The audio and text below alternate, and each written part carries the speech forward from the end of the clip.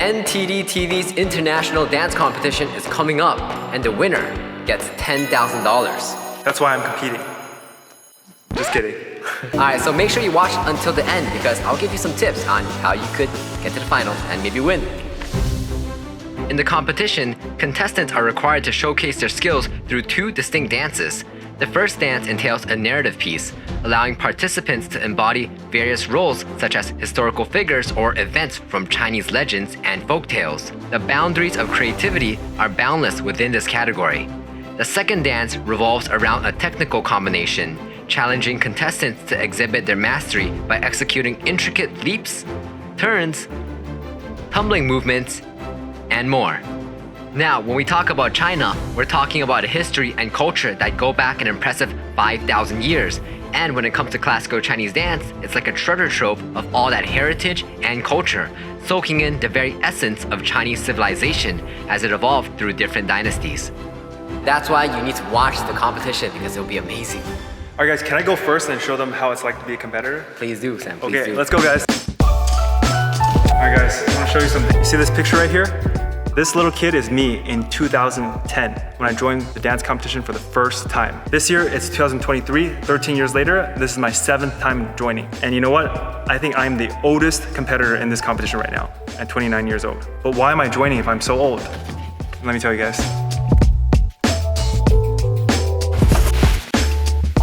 So, even though I'm considered old, why am I still competing? Well, it's because in the dance competition, you actually improve a lot. It's really different from our performances normally with Shen. Usually, it's like a group effort when we're performing with Shen, so it's a lot of people on stage. But for the dance competition, it's just you on stage by yourself for almost 6 minutes with 2 pieces. And it really trains you as a dancer. So it's really hard, but you improve a lot from joining. That's why I'm joining. But it is very, very nerve-wracking, and I have to train really hard every time to get back into it.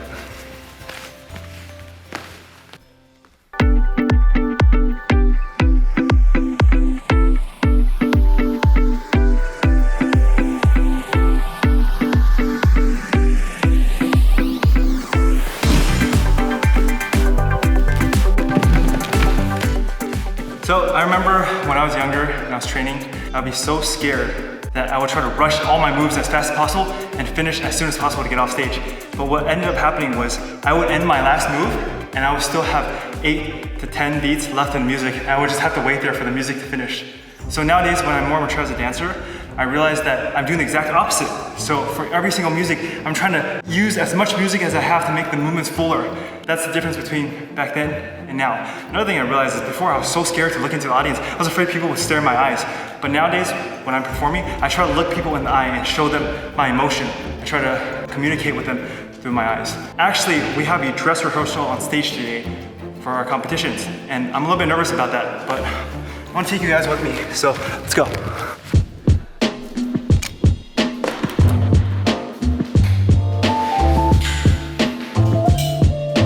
So another reason why I'm doing this competition is because I love acting. And in this competition, you have a selected piece where you can kind of tell a story with your dancing. And even though I do a lot of acting with Three Musketeers and on camera, it's really different when you do on stage because classical Chinese dance, a lot of the movements, you have to act with your face and with your body. So it's almost cathartic because you can express emotions you would normally not be able to express in real life, like anger or sadness, like extreme anger. So it feels really good to be actually able to do that on stage. So the character that I'm portraying this time is actually a general in the Han Dynasty. He is a lone survivor guarding a castle. And it kind of goes through how he struggles to protect this castle. And to do research for this, I read a lot of articles. I also watched a movie about it. Right before I go on, which is now, I try to get myself in the mode. All right guys, I just put on my costume. What do you guys think? How does it look? Does it match? So I have my earphones on. I want to think about the whole dance a couple more times so I get into the zone. And around this time, like 5-10 minutes before I go on, I want to actually be the character. I want to go into his space. So that means I have to stop recording, but I'll show you guys a little sneak peek or snippet while I'm dancing. You guys tell me how you like the dance, okay? I'm gonna get ready to go on stage. I'll see you guys later.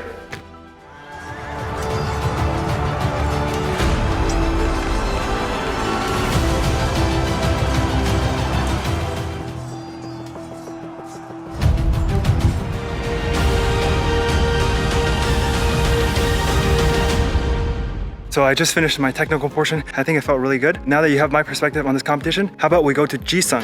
Because Ji-sung is actually the one that made my selected piece for me. So let's see what he has to say about making dances. Let's go, Ji-sung. So this is how I make the dances. There's 3 most common ones, and I'll explain right now. So the first method is getting inspiration from the historical events, like history, folk tales, and legends. And the second method is expressing the moral values. So when I read some stories, there's a lot of like different moral values, such as loyalty, filial piety, or like courage, devotion. Maybe it's completely new story, but you just express that moral value. And the third method is getting inspiration from your daily life. I'll show you. Follow me! Anything can be a dance. Because this classical Chinese dance is very expressive dance form, so it can portray any type of characters.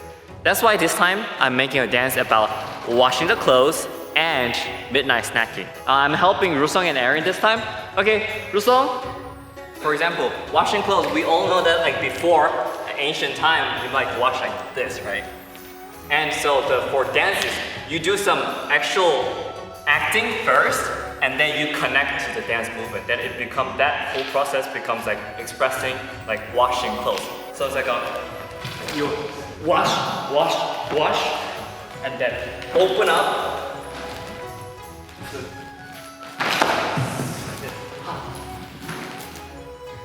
Whatever happens in like normal life, you catch that moment and kind of exaggerate it and then add some movements. For example, like I step on something and then like it hurts, right? And then normal life is gonna be like, that's all. But for dance, it might be like,